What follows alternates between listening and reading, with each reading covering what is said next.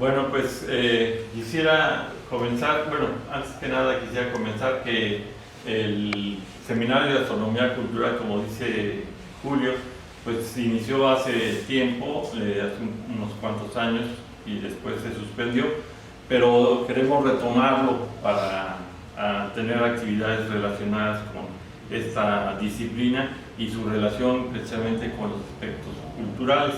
En esta ocasión yo voy a hablar, como soy Raúl Pérez Enríquez, maestro de la universidad, pero ya jubilado, y voy a hablar precisamente de este tema del Códice Dresde.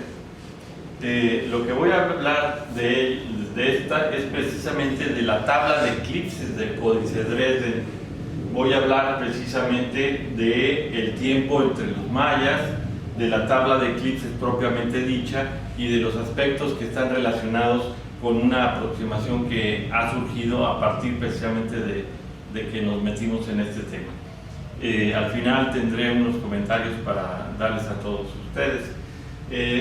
¿Por qué? Aquí lo pongo como en todas finales, pero lo que quisiera es dar ¿por qué surge esta situación? En el grupo de astronomía cultural estamos llevando a cabo un proyecto que se llama el proyecto del mecanismo de Anticítera.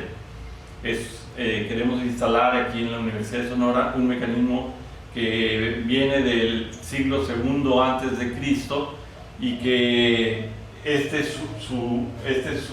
cómo se verá,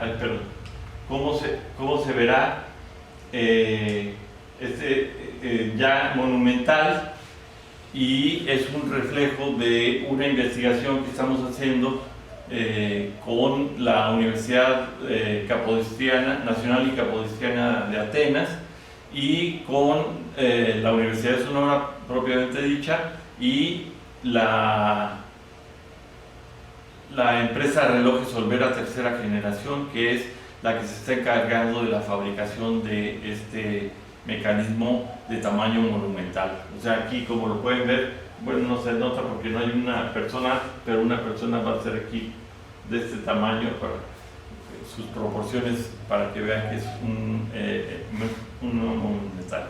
Entonces, para acompañar este mecanismo, ideamos una museografía específica, y en esa museografía quisimos incorporar algunos de los conocimientos para que no estuviera puramente lo griego, sino también algunos conocimientos que tuvieron acá nuestros antepasados, principalmente los mayas, que tenían sus almanaques, que estudiaban, los mayas eran unos astrónomos, eran astrónomos muy conocedores del manejar el tiempo y los ciclos que se repiten a lo largo de los años en el cielo.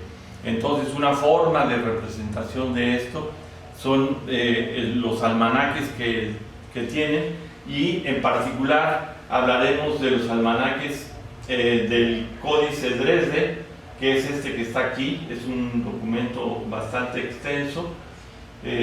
Los otros códices que tenemos disponibilidad, que se han conservado como vestigios de lo que fue la cultura, la civilización maya, son el Códice París, el Códice Madrid, y estos fragmentos pertenecen al Códice Maya o Códice Groyev. En la antigüedad se llamaba Códice Groyev, ahora se le llama Códice Maya.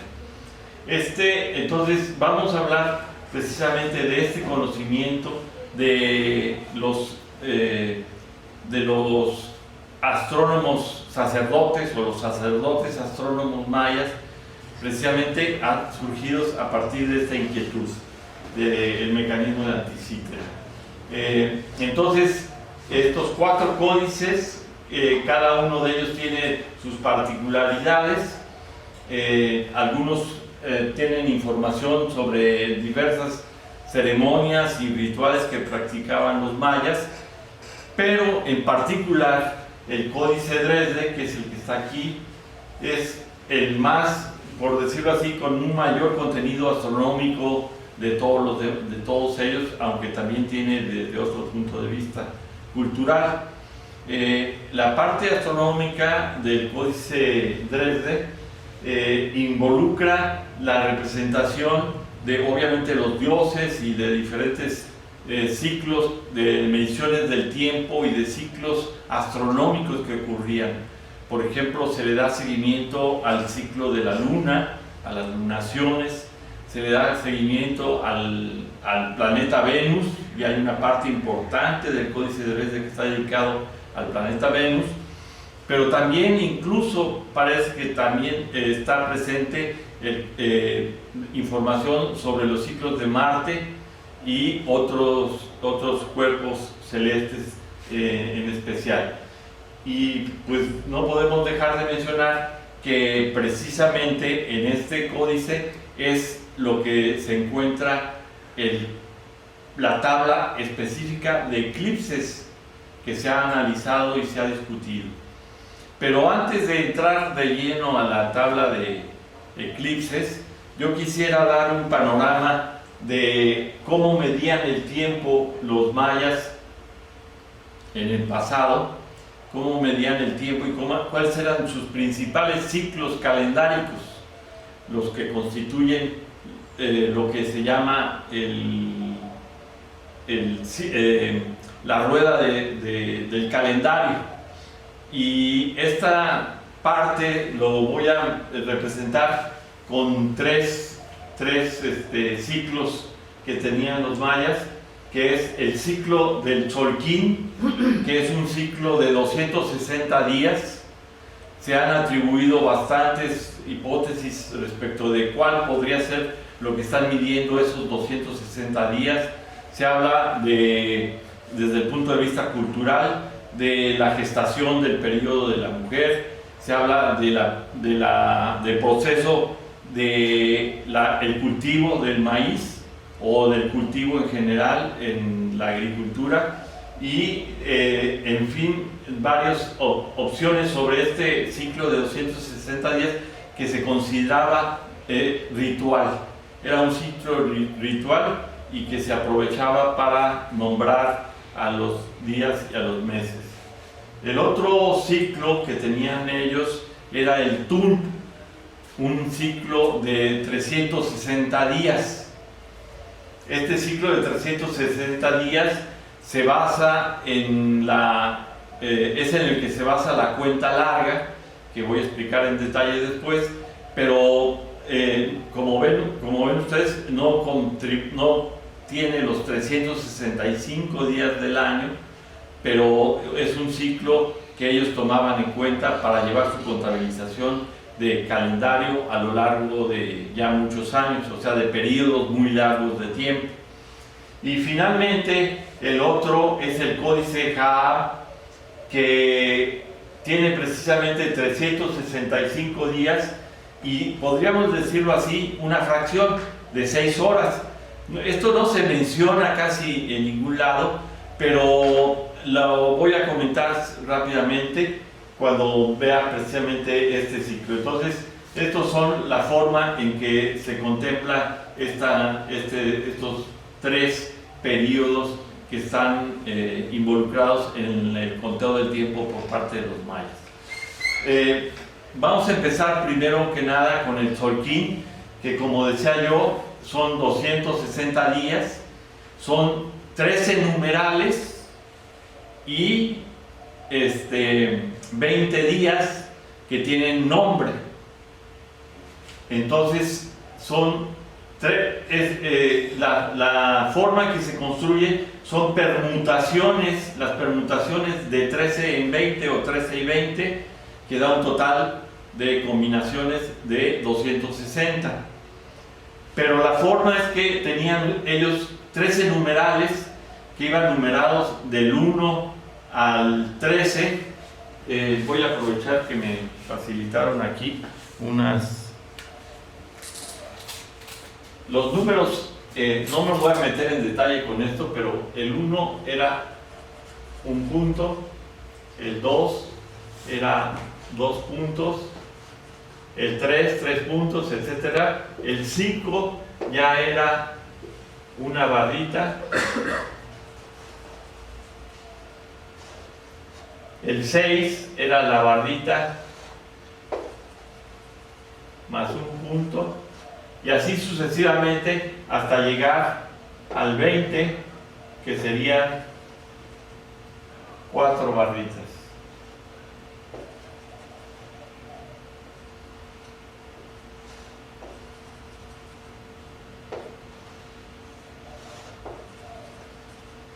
Y así perdón, aquí nada más llegaría hasta el 13, perdón. Porque no, estoy numerando, estoy hablando del Tzolk'in. Sería hasta el 13, que serían 2 barritas y 3 puntos. Y estos ahorita van a aparecer precisamente ahí, van a aparecer ahorita en lo que presente, pero quería aprovechar este momento para entonces decía yo, la combinación de estos dan los 260 días. Esta tabla representa esa sincronización del Tzolk'in. Pueden ver aquí, sería 1 Imix, 2 Ik, 3 Akab, 4 Kan, 5 Chibchan, y así sucesivamente hasta llegar al 13. Como se acabaron los números, hay que volver a empezar en el 1, pero no se han acabado los nombres de los días, entonces es 1x, 2 men, así sucesivamente, y en el 7 Ajau se acaban los 20 días. 7 Ajau, los 20 días se acaban, entonces hay que volver a empezar con Imix, pero entonces ya es el 8 Imix, y así sucesivamente hasta llegar a el 13 Ajau. De esta manera se tienen 260 días que no se repite ningún nombre de día ni el número en este ciclo. Entonces tendríamos precisamente estos ciclos, y de hecho los decían que se llamaba de alguna manera ritual, porque aprovechaban esos nombres para designar a los nombres de los niños que nacían en esos días, por ejemplo, en un día como ese. De esta manera se representaban estos días, estos calendarios rituales. Lo que quiero resaltar aquí es este aspecto de que son 13 numerales. Hay diferentes hipótesis, que si es la parte transcurrida por el Sol en un periodo en el que se puede ver su círculo en el horizonte, o bien algunas otras cosas, y yo voy a introducir precisamente una específica para la modificación que estamos proponiendo aquí. Entonces, este es el Tzolk'in. El otro es el Tun. El Tun es de 18 meses o huinales, y son huinales, son 20 huinales, de 20 quines cada huinal, y que daría un total de 18 por 20, son 360 días. A eso hay que agregar un mes especial, que sería el Guayeb, que sería precisamente de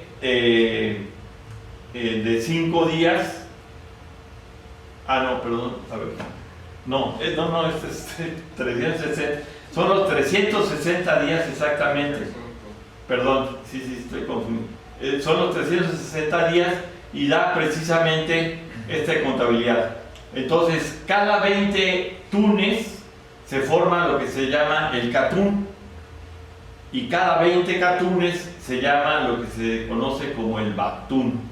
Entonces, el Katun tiene 7200 días, el Baktun tiene 144.000 días, y ellos se numeraban solamente del 0 al 13. Los tunes y los Katunes se numeraban del 0 al 20. Esto hace que la numeración de cuenta larga que les decía yo, en el que se basa este Katun, por ejemplo, esta fecha de 9 Baktunes, 16 Katunes, 8 Tunes, 8 winales, 12 quines, este que está aquí, sería una fecha determinada de la cuenta larga. Y esta cuenta larga empieza precisamente con el 130000, que continuaría con el 00001, que sería el día primero después del inicio del calendario. Esta fecha de 13000 se remonta al año 3114 antes de Cristo. Correspondería a un, ¿qué es? 14 de agosto, creo. No me recuerdo bien, pero esta sería la fecha que está ahí. Entonces, aquí sería, son 20 quines, son 360 para 18 winales, 7220 tunes, y el Bactún serían 144.000 días. Esa es la forma de contar el día y esa es la cuenta larga. Combinado con esos dos, existe otro calendario, que es el calendario que corresponde a los 18 meses con 20 días, que serían los 360 días, más 5 días adicionales de los que hablaba yo, que me equivoqué, el Guayeb.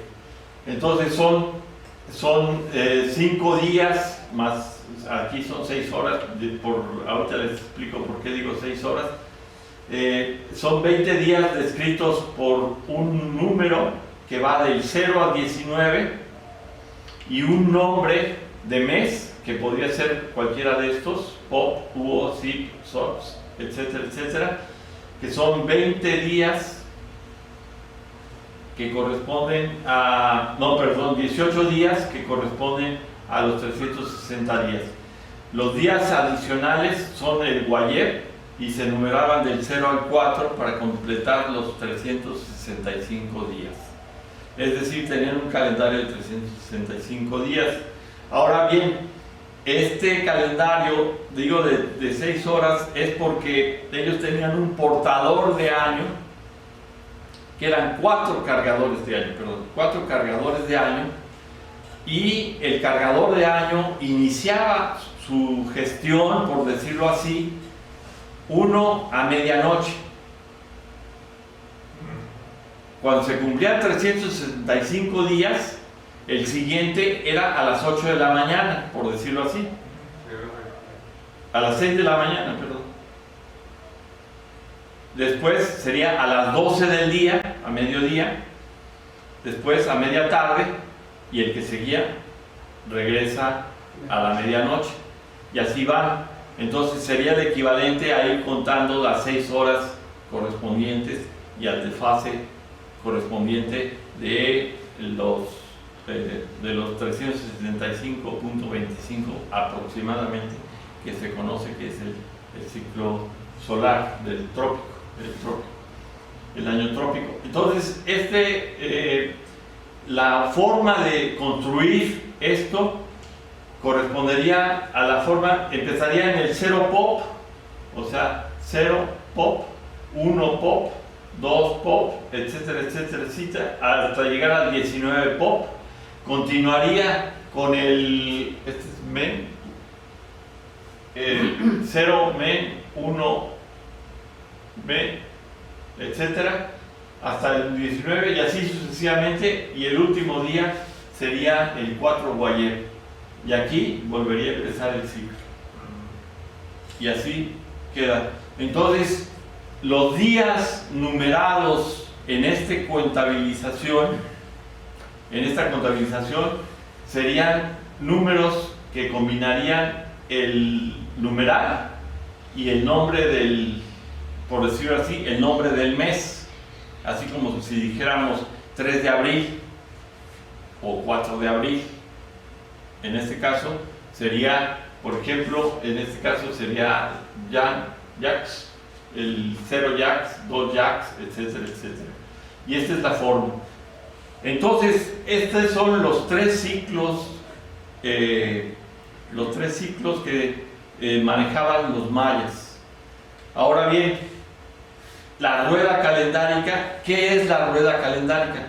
La rueda calendárica es aquello en donde se mide la conmensurabilidad entre los tres periodos, o la forma de hacerlos iguales los tres periodos.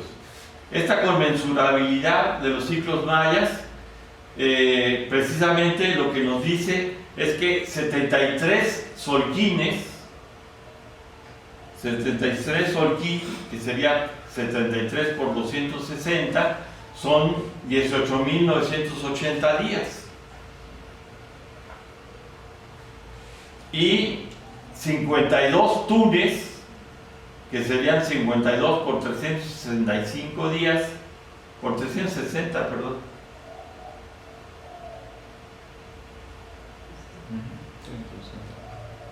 Son, a ver, aquí, es 360, ¿no? Aquí. 365. Si dice 300, debería decir 360. Son 18.980.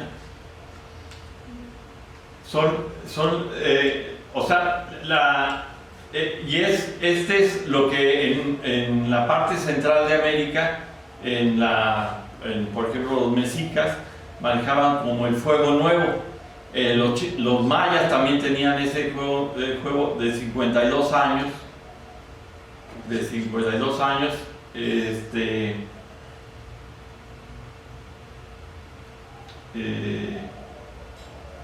Las horas floridas, ¿no? Sí, los ciclos mayas, y este se llama rueda calendárica. Entonces, la representación gráfica, aquí lo que nos está indicando es que este avanza, ¿no? Aquí está numerado de 1 a 13, o sea, va avanzando así, y este al mismo tiempo va avanzando así. Entonces estos son los 20 nombres del ciclo Tzolk'in, y en este lado irían todos los del ciclo del Jahar, que serían numerados en este sentido: 13 Sen, 13 Kim, etcétera, etcétera. Y así, obviamente, esta rueda tendría que ser mucho más grande para poder contemplar todos los días del ciclo. Entonces, esta es la conmensurabilidad de los ciclos. Ahora sí podemos regresar, después de esta pequeña introducción a estas consideraciones, podemos regresar al Códice Dresde. El Códice Dresde es el documento que está en la ciudad de Dresde, y que representa como les decía yo, diversas tablas que tienen información sobre ciclos periódicos de los planetas, y ciclos periódicos de la Luna, y ciclos específicos también de los eclipses solares. Entonces, lo que vamos a hacer es analizar de este Códice Dresde específicamente las páginas 51 a 58, que son en las que están representadas precisamente la tabla de eclipses del Códice de Dresde. Esta tabla de eclipses, aquí está recuperada, cada una de estas es una página: 1, 2, 3, 4, 5, 6, 7, 8, o sea, de la 51 a la 58, pero están divididas en dos partes: en la parte alta, que se llama la parte A, y la parte B. Entonces, la lectura de este códice no se hace por toda la página, sino se hace por las partes A primero, y luego se vuelve a empezar acá con las partes B. Esa es la secuencia que se debe llevar para el conteo de estas páginas.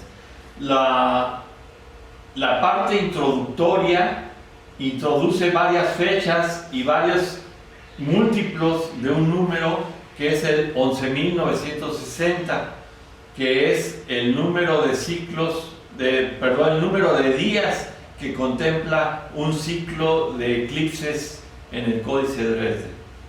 Y ahorita les explico de qué manera.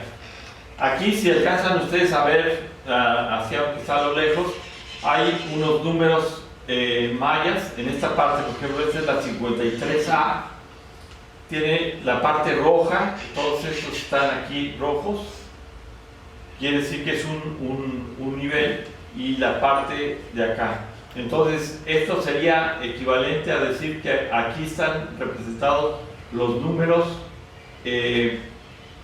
multiplicados por 20 y aquí los números multiplicados por 1 en la contabilización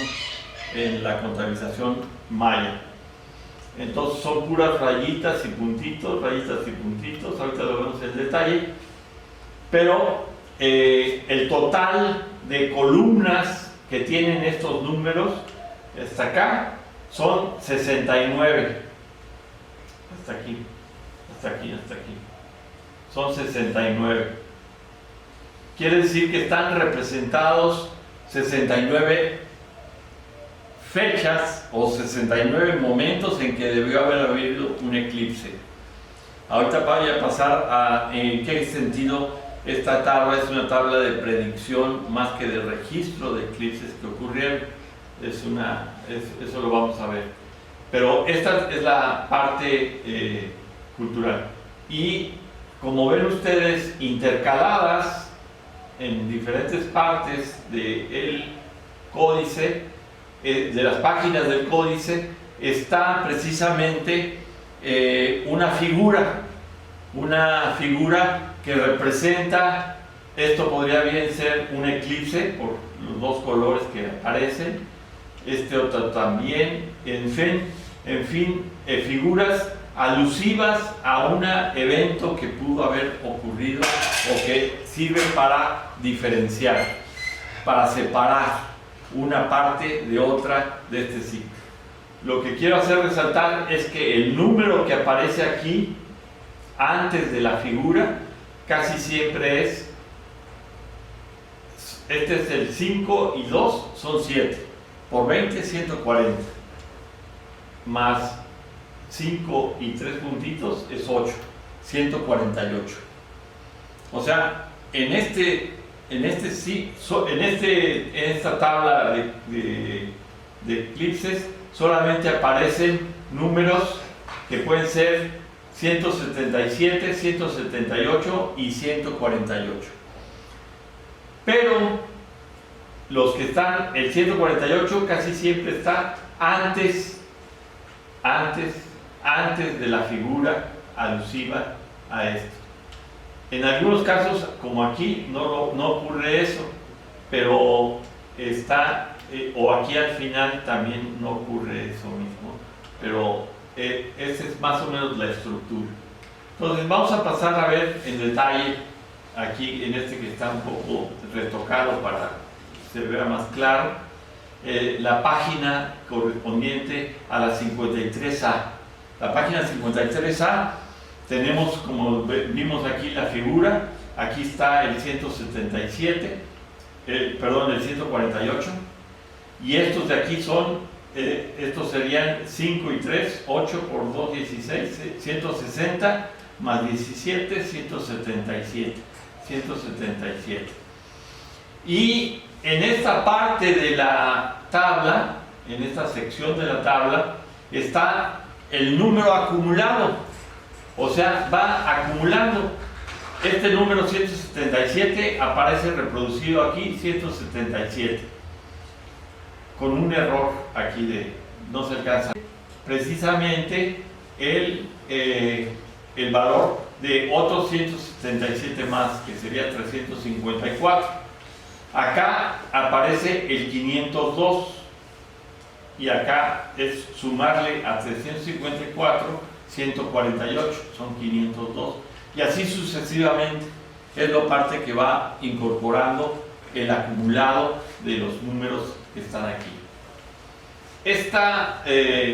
Estos otros son fechas que están dadas en la forma de un numeral y un símbolo, que serían los números del Xolquín, que corresponderían a fechas Xolquín, que están aquí para cada uno de estas columnas.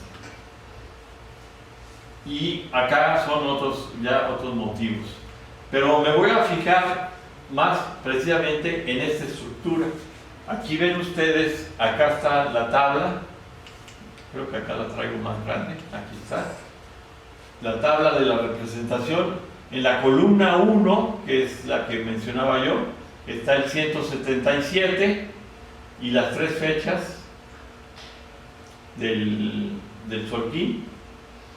Y acá el 177, acá el 177, acá el 148, esto ya se los mencioné, pero aquí va el acumulado, y así sucesivamente.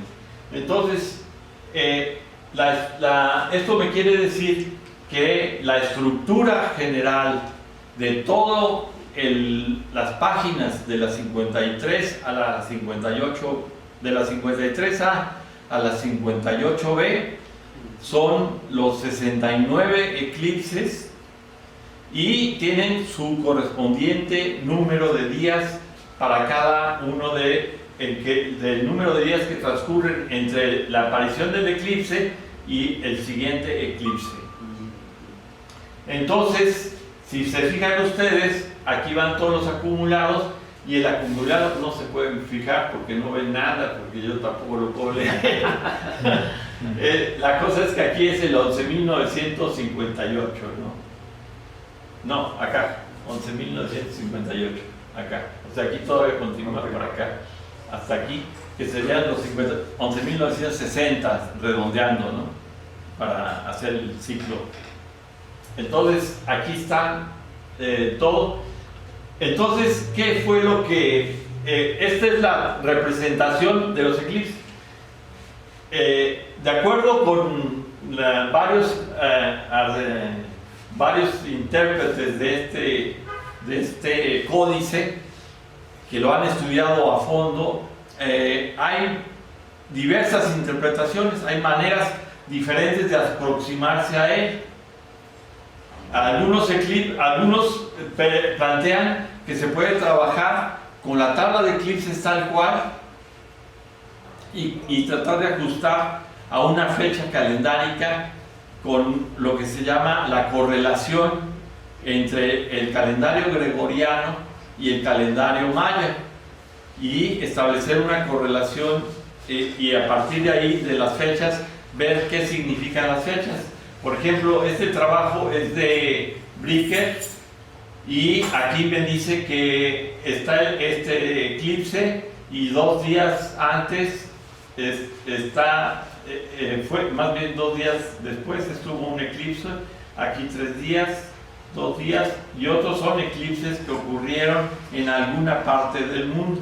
Estos no, estos son fechas nada más diferentes, que corresponden a 15 días después, serían eclipses lunares probablemente, pero esta es la secuencia que representa.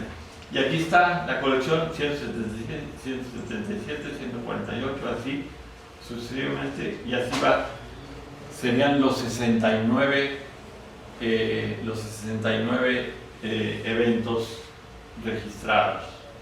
La otra es hacer la correspondencia del juliano y gregoriano, que fue como lo hizo Wilson, y comprender los eclipses conocidos que ocurrieron en la región maya, que se hayan observado en la región maya. Cosa que, como van a ver ustedes, cuesta más trabajo, aunque sí se puede contemplar eclipses que no ocurrieron. Entonces, aquí está, esta sería la secuencia de lunaciones. ¿Qué fue lo que se me ocurrió? Voy a seleccionar una serie de eclipses, una secuencia de eclipses que esté 177, 177 y 148. O sea, que sean sucesiones de 277 y un 148. Y correspondiente a esta secuencia, toda la secuencia de números. Y después compararla con la secuencia de eclipses que efectivamente ocurrieron en alguna parte del mundo. Es decir, tomar los eclipses que ocurrieron de eclipses de sol y que ocurrieron con una diferencia de días también que fuera parecida a los días que están ahí representados. Lo que esto me obligó fue a retirar de la lista a eclipses que ocurrían muy al norte o muy al sur, por encima y por debajo de la latitud de 61 grados, y que ocurrían en una región no visible para Mesoamérica, aparte de eso. Pero la idea es que fueran secuencias de eclipses que se pudieran corresponder. Y lo que ajustamos fue, tomamos la conversión de la fecha en que ocurrió el eclipse en alguna parte de la Tierra y el número de día juliano en que ocurrió. El número de día juliano. De manera que al iniciar la tabla en un día juliano en que ocurrió el eclipse de sol, automáticamente yo puedo calcular la fecha del siguiente eclipse predicho por la tabla de eclipses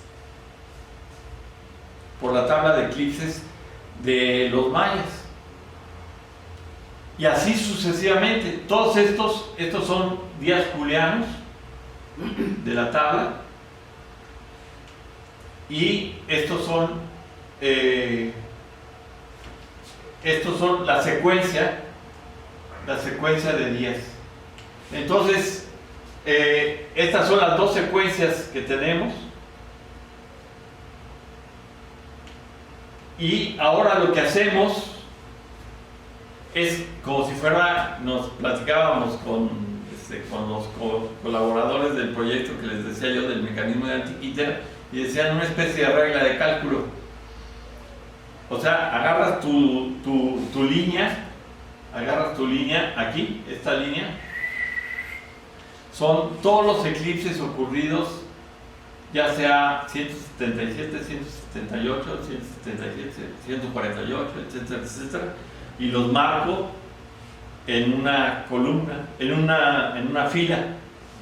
Y después mi regla de los 69 días de eclipse de la tabla los coloco ahí emparejados, que sería la segunda línea, la amarillita. Entonces aquí equiparo que estén 177, 177, 148 y así sucesivamente, y los comparo. Pero no solo eso, ahora lo que hago es correrme a donde hay dos 177 y un 148 y coloco de nueva cuenta mi regla, y a partir de ahí pongo los 69 eclipses del códice de Dresde. Y así sucesivamente lo hago en 11 ocasiones, siempre corriendo a la siguiente parte en la que está el códice. Y lo que obtengo es precisamente una tabla que me dice cuándo ocurrieron y cuándo coinciden los eclipses que realmente ocurrieron con los eclipses predichos por el códice de Dresde. Y resultó que estos difieren en algunos casos por 1 o 2. O sea, me fijé en la coincidencia, como se ve aquí, del cerito con el cerito, el cerito con el cerito, y así sucesivamente. Y lo que me fijé es que coincidieran esos ceritos, y lo que hice un resumen, y entonces todas las colecciones esas que hice, las junté todas en una misma tabla, y es esta. Aquí el primer eclipse todos coinciden porque así está diseñado, pero los siguientes eclipses ya difieren o en dos lunaciones, dos periodos, o en un periodo, o vuelven a coincidir. Y aquí están, estas de aquí son los 69 eclipses, y estos son los eclipses que dan en 148, y la coincidencia. Y entonces conté, para hacer la coincidencia, conté el número de días, el número de días, bueno, de fechas de desfasamiento, y ese fue una especie de índice que utilicé. Entonces, por ejemplo, aquí me dice que son, acá, ¿se alcanza a ver? No, ¿verdad? Está muy desenfocado, no sé si... No, sí. Sí. Al menos para mí, 12. Sí, 8, 9, 12, 9, 10, 7, etc. Entonces, como ven ustedes, aquí el 7 es el que está menor. Bueno, acá hay un 6, es el menor, perdón, es el número menor de todos. ¿Qué quiere decir eso? Que es el menos discrepante, o sea, hay más ceritos y solamente algunos que discrepan. O sea que hay plena coincidencia entre el predicho y el observado. Este es precisamente el índice que yo tomé para hacerlo, y lo hice para, en este caso, como dice aquí, la lunación 78. Si me regreso aquí para que vean ustedes la lunación, aquí están las lunaciones correspondientes, y aquí esto sigue hasta más lunaciones, pero es la que equipara con eso. Entonces lo que hice fue tomar este de 78, que es el que tiene menos valor, o sea, más coincidencias, y lo que hice fue, ahora sí, poner la fecha en la que se da esa lunación 78, ¿sí? La fecha del día juliano en que se da la 78, y calculé los días siguientes en los que ocurre el eclipse. ¿A qué fecha juliana corresponde? Esta corresponde a, déjame ver si la anoté aquí porque se me hace que no la puse. Es como el 787. Okay. En el 787. En el año 787. Creo que no la puse, pero a lo mejor más adelante sí aparece. Pero corresponde a ese día juliano, y como les dije, estos días que están aquí subsecuentes son siguiendo la tabla de eclipses del Códice Dresde. Y aquí lo que estoy marcando con asterisco, 3 asteriscos y asteriscos, es la coincidencia con el eclipse observado realmente. El eclipse observado realmente. Entonces, al final, aquí tengo un resumen, y me dice que 50 de los eclipses difieren por 2 días. Y 19 difieren por más de 2 días, o sea, 3 o más días. La coincidencia es bastante adecuada. Acertado. O sea, es muy acertada para este periodo. Y así yo puedo tener para cada una de las ajustes la coincidencia o no coincidencia con todo, y recordando que son 69 eclipses, solamente una serie, tomando una serie. Entonces las otras fechas que estaban ahí, pues se traslapan con esta, ¿no? Pero esta sería, digamos, la más avanzada. Esta es la más aproximada. La fecha de inicio que yo tomé para hacer las diferencias es el año 750. Para hacer estas de aquí es el año 750. y terminé en el 850. Lo que pasa es que ya no me dio hasta tanto, ¿no? Sino me quedé nada más hasta ahí, hasta el 787, para hacer la comparación. Esto nada más para mostrar como ejemplo de cómo y por qué estoy hablando de predicción de eclipses. Porque en efecto eso es. Los observadores mayas hicieron, los astrónomos mayas hicieron una tabla que servía de guía para ir prediciendo eclipses, y ellos verificaban si coincidía o no coincidía con los eclipses que ocurrieron en la región maya. Pero muchas de estas fechas, como se puede ver más aquí enseguida, bueno, aquí están las lunaciones, aquí está precisamente esta tabla. Lo que la uso es precisamente para mostrar la serie de lunaciones, y estos que están aquí con asterisco 1, asterisco 2, etcétera, son fechas de eclipses que sí ocurrieron en la región maya. O sea, son fechas que ocurrieron realmente en la región maya, fueron observados en la región maya. Todos los demás ocurrieron en fechas similares, como les decía, pero no en la región maya. Aquí también hay una diferencia en algunos casos de un día o 2 días.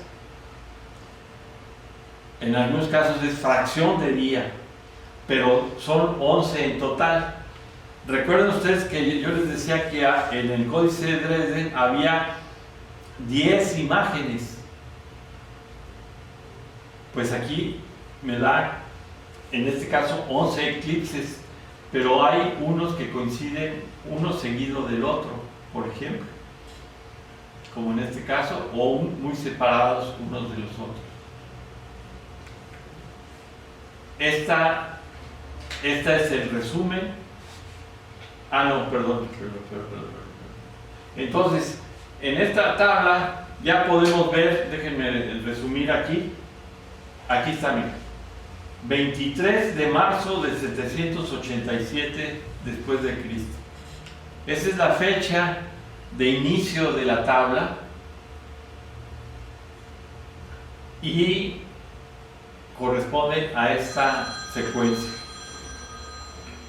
Entonces, esta tabla, como les digo, predice esta sección. Déjenme regresarme antes de terminar esta parte, porque no metí la figura nuevamente del códice de la tabla de eclipses. Aquí está, de la tabla de eclipses. Pero quiero llamar la atención sobre un hecho interesante. Aquí está el primero, ¿de acuerdo? El primer eclipse, digamos, 177, 178 y 178. Y luego aquí arriba de la figura hay 2 figuras que parece una blanco y negro, como acá blanco y negro, que pudieran representar como que lo interpreta como eclipse, blanco y negro, como eclipses. Y quiero llamar la atención precisamente de lo que vimos en esta tabla, que es la coincidencia de estos 2 seguidos y así. Ese es lo que corresponde a la interpretación, como les decía yo, de la tabla de eclipses. Ahora, ¿por qué razón menciono yo en mi introducción la tabla de latitudes de la luna estudiadas por los chinos? El hecho que mencioné al principio de que los mayas tenían considerados 13 numerales, y recordemos que los mayas no manejaban fracciones, entonces esto podría indicar que algo se observó cada 13 días, o que era una guía para llevarlo. En la tabla latitudes de los chinos en el libro de Cullen, que se llama Números Celestes, aparece una tabla de predicción de eclipses de Liu Hong. Y en esa tabla lo que maneja son los días de observación de la luna, la velocidad que hay entre los valores y la razón de incremento de esa velocidad. O sea, aquí es decremento y luego acá incremento, acá es decremento, van de los 17 menos 1, 16, o sea, como quien dice, estas son las velocidades y estos son los números totales. O sea, de 17 decrece una unidad a 16, decrece una unidad a 15, decrece 4 unidades a 12, decrece 4 unidades a 8, decrece, perdón, aquí es 15, 3, 12, 4, 8, 4 a 4, 3 a 1 y así sucesivamente. Entonces, lo que eso indica es que ellos pudieron determinar que la luna viajaba a lo largo de no exactamente sobre la eclíptica, sino por encima y por debajo de la eclíptica un determinado número de grados, lo que se llama la latitud de la luna. Y que esa ocupación de esos grados era a diferentes velocidades. Muy lento cuando se hacía por el norte, por arriba de la eclíptica, y luego bajaba y se aceleraba, pasaba por la eclíptica muy rápido y luego se volvía a hacer lento, y así sucesivamente. El caso es que los chinos reportan esta, y precisamente en 13 días. Los chinos sí tenían manejo de decimales, entonces manejan una cifra de 0.067 días de diferencia para ese ciclo. Pero eso lo que nos hace, si yo lo grafico, nos hace que la tabla de eclipses siga esta secuencia, y cada 13 días está aquí, está acá, está acá. Perdón, aquí está el 0, entonces aquí serían 13, 26, 39, 52, etcétera, etcétera, etcétera. Cada 13 días va habiendo un cambio de ciclo, que es lo que pudiera hacer a eso la contabilización de estos ciclos de 13 en 13 de los números mayas. Esta es una hipótesis que va ligada precisamente con la observación de los eclipses. ¿Por qué razón? Porque solamente puede haber eclipses cuando cuando la luna está en la franja alrededor del 0. En los nodos. En los nodos, no más allá de 0.5 grados chinos. O sea, solamente cuando está en los nodos, y en un caso es un nodo para un eclipse de sol, y luego de luna, y luego de sol, y luego de luna, y luego de sol, así sucesivamente. Entonces, sería una aproximación de la tabla de eclipses al manejo precisamente de que los mayas pudieron también haber observado de alguna manera la latitud de la luna, registrarla y ver su periodicidad de 13 días. Esto es lo que está planteado. Entonces, como les decía, todo esto surgió de la museografía necesaria para tener el mecanismo de Anticítera, que ya muy pronto estará aquí en la Universidad de Sonora, en la sala interactiva de ciencias. Y en esta sala interactiva de ciencias vamos a tener el mecanismo monumental, que es un mecanismo de 1.8 por casi 4 metros de altura, de ancho y 3.5 metros de ancho, grueso y alto. y ese mecanismo va a estar acompañado de museografía relativa a diferentes temas, sobre todo del mecanismo de anticítera y de otras cuestiones importantes, como es que precisamente la versión que estamos manejando es la que está desarrollándose a partir de la investigación desarrollada por parte de la Universidad Capodistriana de Atenas, la Universidad de Sonora y Relojes Olvera, en el que se han incorporado información sobre los planetas, los periodos de las órbitas alrededor de la Tierra, o sea, de cómo se ve el movimiento de los planetas vistos desde la Tierra, incluyendo su movimiento retrógrado debido a los epiciclos que se forman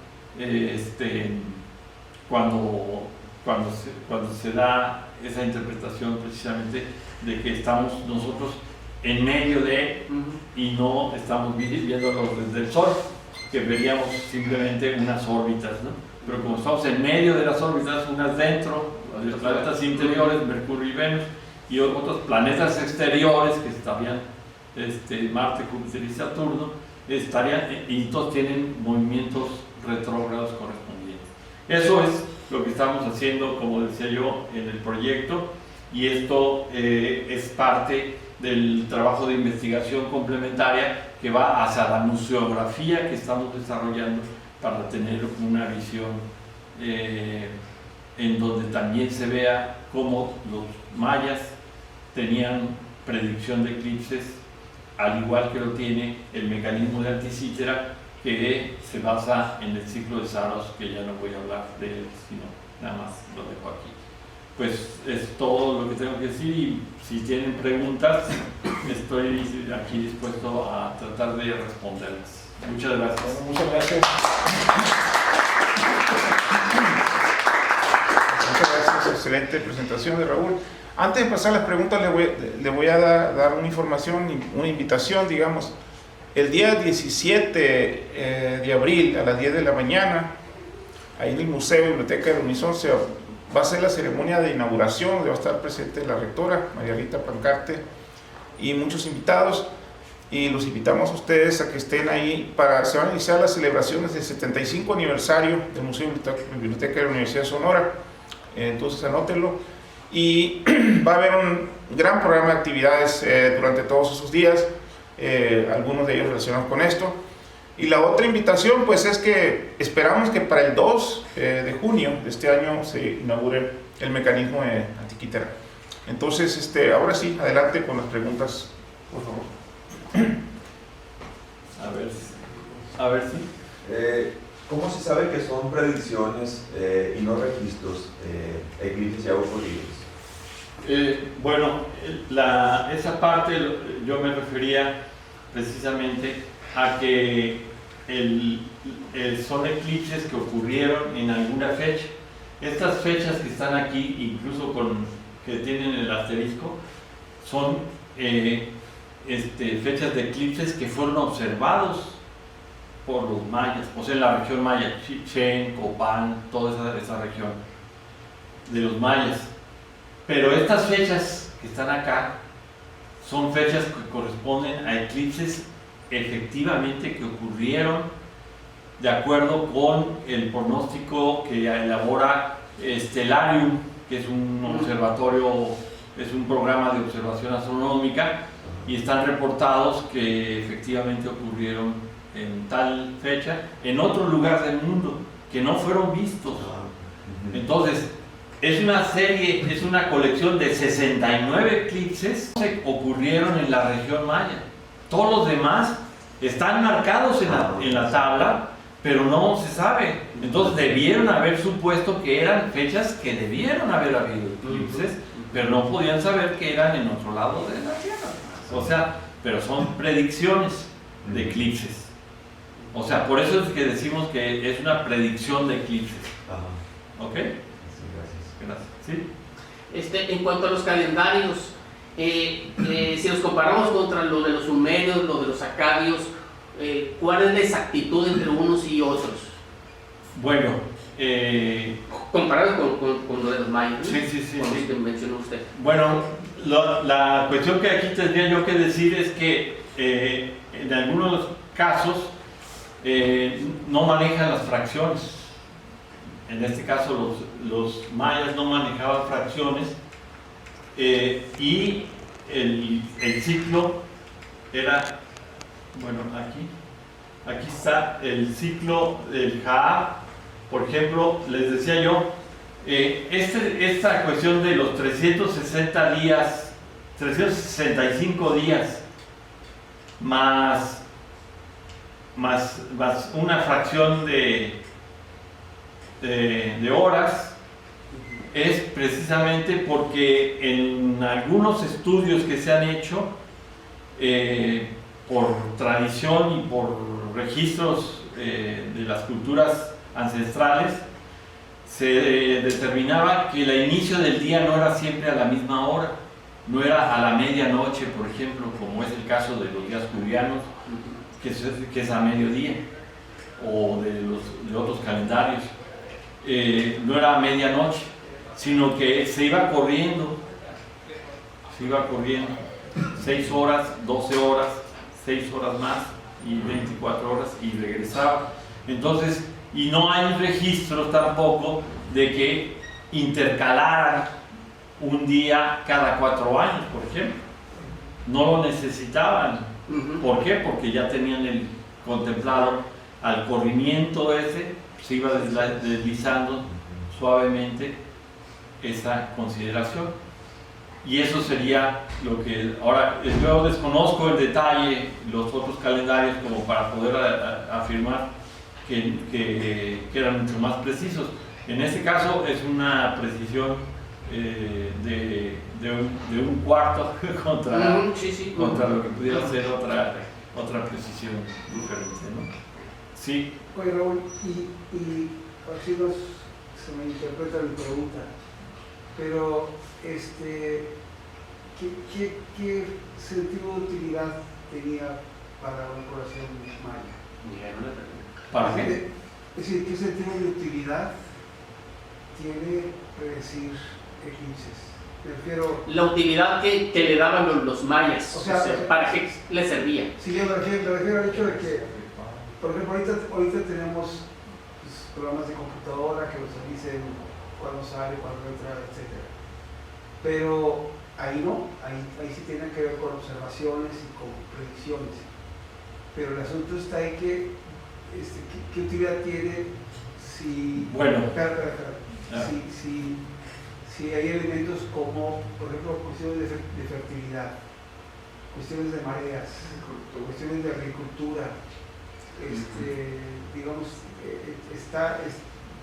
entonces la pregunta es si dentro de la información que da el Código de Dresden está orientado a para qué utilidad tenía esto.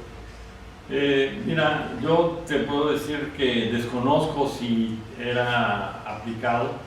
Lo que los calendarios del Jaá y del Tum, y como te digo, eran contabilización del número de días con una finalidad de tener registros a lo largo de muchos años. O sea, la intención de conocer el tiempo, de entender y tener una visión cíclica del tiempo, es una cosa que forma parte de la filosofía maya. O sea, es parte de la filosofía, no puedo darle razones justificadas a través de algo. Sí se ha tratado, y hay muchos autores que afirman que el ciclo de 260 días era para fines agrícolas, de agricultura, de fertilidad e incluso como les decía yo, de la fertilidad de la mujer, o sea, de los periodos del nacimiento de nuevos seres. Entonces, eso sí se conoce y se sabe, pero una utilidad práctica, pues simplemente el conocer y saber, y obviamente el que tiene el conocimiento y la sabiduría, tiene el dominio del poder. Entonces, una parte importantísima también está en que los sacerdotes podían decir o amenazar con que se ocultaría el sol o se lo comería el sol si no lo respetan, por ejemplo, ¿no? O sea, ya es una utilidad práctica de carácter de dominio de poder. Entonces, pues sí, eso también es muy factible. Suelen contar una anécdota en donde atraparon a un europeo que vino a América y lo iban a sacrificar, como se acostumbraba, parece que en estas tierras, y entonces él dijo: si me sacrifican se va a oscurecer el cielo, y entonces, porque él sabía que iba a venir un eclipse, pero los mayas, que ya tenían su conocimiento de eclipses, dijeron: entonces, pues órale, pues de todas maneras lo ejecutaron. Sí, ese es un cuento de Augusto Monterroso. Sí. He leído Sí, el cuento de Augusto Monterroso. Sí, también una cosa, que así como dice Raúl, estoy totalmente de acuerdo, ese poder, ¿no? En el caso mesopotámico y en el caso chino, digamos, el poder astrológico, digamos, tenían que tener esa capacidad los astrólogos de la época, porque eran astrólogos también. Sí. Entonces eso tenía un valor muy fuerte y hay casos conocidos, ejecutados, digamos, en China, por ejemplo, hay un par de astrónomos, ¿no?, que supuestamente les cortaron la cabeza porque no habían predicho fallar las predicciones. predicciones. Y en el caso de las predicciones mesopotámicas también está cómo le dicen al rey, ¿verdad?, que va a pasar este eclipse, y después ya le dicen, ocurrió, ¿verdad? Y cuando hablaban de que iba a pasar el eclipse, decían que desgracias iban a ocurrir a los enemigos del rey, ¿verdad? O sea, era todo parte de... Sí, así es. Sí, parte de una creencia. Sí. Perdón. Sí. También la astronomía antigua, como dicen, la astrología antigua, o astrología antigua, la astronomía antigua, pero tenía una interpretación metafísica religiosa, ¿no? También tenía fines de ese tipo en algunas culturas. O quizás la astronomía antigua se relacionaban con la religión, se puede decir eso. Era más dado un pensamiento religioso. Bueno, precisamente yo decía que eran cuestiones rituales, y parte del rito es las costumbres que se tienen para diferentes procesos de adoración de dioses o de deidades que se consideran en las culturas, ¿no? Y esto sucede en la mayoría de las culturas de las civilizaciones que han ocupado algún lugar en la Tierra. Entonces no se puede generalizar, pero pues eso es parte de lo que se representa, ¿no? La importancia del conocimiento astronómico está inherente en el que son los entes dominantes del cielo durante el día y durante la noche, la luna, y por lo tanto hay que saber qué puede venir y cómo se comporta, ¿no? Eso sería una cuestión general respecto de esto. El códice Dresden en particular tiene precisamente esta peculiaridad, que tiene el ciclo de Venus, el ciclo de otros astros y las tablas de lunares que hay en otros sitios como Xultún o otros lugares de la región maya, en donde el interés es conocer cómo se va evolucionando el cielo, cómo evoluciona el cielo a lo largo de los años y del tiempo, ¿no? Pues, no sé, a ver. En relación al calendario de cuenta larga, es el que estuvo relacionado con el 2012, ¿no? Así que es. se hizo un escándalo, que iba a haber una bola de... ¿Por qué ese...? Lo que pasa es que se terminaba un ciclo. Ajá. Un ciclo de Bactunes. Entonces, de 13.000 De 13.000000 volvía a empezar Sí. el ciclo. Y entonces, ¿qué pasa cuando se termina un ciclo? Se termina un año, ¿no? Y vuelve a empezar otro ciclo.